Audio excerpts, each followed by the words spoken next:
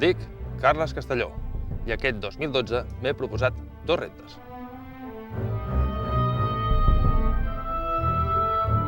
Un, córrer la cursa d'ultradistància Cavalls del Vent.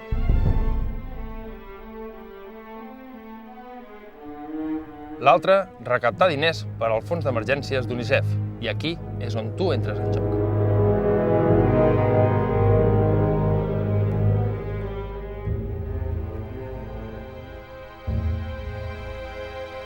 Dona males, fes una donació i jo hi posaré l'esforç.